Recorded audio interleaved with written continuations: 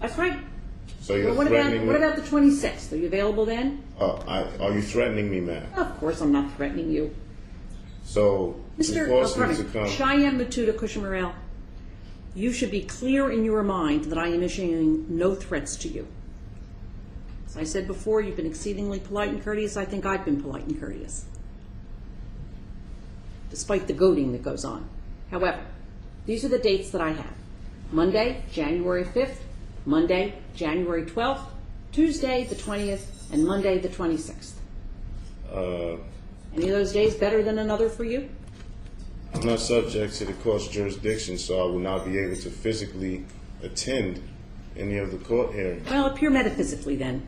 Monday, January 26th at 9 o'clock in the morning. I cannot make that date, ma'am. Oh, you know what? I can't either. We'll put it back for the 20th. Under threat, duress, and coercion, I No, choose sir, Tuesday. not. You want Tuesday the 20th? Under threat, duress, and coercion. Tuesday the 20th at 9 a.m. And if you're not able to be here physically, you can be here metaphysically. What we will decide on that day is we will do the briefing schedule so that we can decide the issue of jurisdiction. Okay, can you clarify, what do you mean metaphysically? I don't know. What do you mean you can't be here physically? I can't be here physically in this room, is Okay. what I mean. Okay. Can you clarify? No, I cannot, and I will not. On that day, we will set the briefing schedule so that the issue of does this court have jurisdiction can be heard and determined. All right? Agreed. Pardon me? Agreed. So all the briefs that I have, we will collect. If we need others, we'll tell you when they're due, and I'll give a hearing date. That's the issue that will be decided on that day. Now, I note in this particular case, there is another person who is named in the indictment.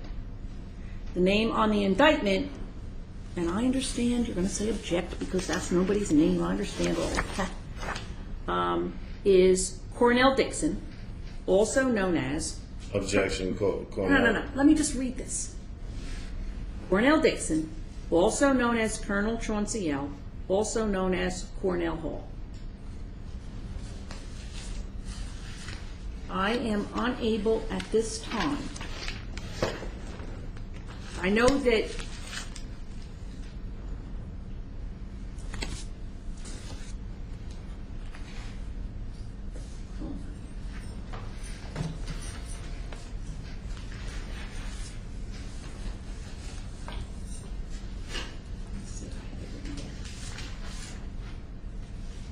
I know that the Moorish American Aboriginal Indigenous Sovereign man who goes by an attribute different than that, which I cannot remember now, I apologize. I think it's Amir Purnell CL, but I don't have the whole correct attribute written down. Amir Colonel Chauncey L. His matter will also be scheduled for the same date and time. Separate notice will be sent on that case. I'm not expecting you to do anything with that, but that will be it. Now, I do not know if Amir Colonel Chauncey L. has also raised the issue of jurisdiction, mostly because I don't remember. Actually, Judge, If he has... I don't know if he's raised the issue of jurisdiction. I know he's represented by Mr. Keesler. By Mr. Keesler. Objection. Mr. Keesler has no contracts with any members of America Society. You are unable to speak for Amir Mayor Colonel Chauncey L. Chauncey L. is a member of the America Society, and I'm able to speak on his behalf because that is the law. He is a member of my society, and he does not have any contracts with any probation, public defender, John Keesler. Well, all I know is Judge Smith appointed the Office of the Public Defender Objection. to represent Judge Smith. Objection. Amir Colonel Chauncey L., and I understand that the Office of the Public Defender assigned it to Mr. Keesler. Objection, ma'am. Whether you object or you don't object, that's the status. Judge In any Smith, event, what I wanted to released. advise you of this is I do not know if in the proceedings involving him, the issue of jurisdiction has been raised. We will discuss that on the 20th as well. I assume he's raising the same issue. Has that issue been raised, Mr. Luciano? Judge, I will say I think the papers have been filed together. Okay. Both of the defendants. So that and issue state. has been raised. I think it's Okay. probably fair we just Then with handle both regard, together. then you should be Yes, sir. prepared with regard to that we will address that as well. Yes, ma'am. Yes, Mayor Colonel Chauncey L., member of the America Society, has raised jurisdictional questions as well. All right, and we'll deal with those then. And you said this is January 20th, It's Tuesday, January 20th at 9 a.m. here in this courtroom. 9 a.m. Yes, sir.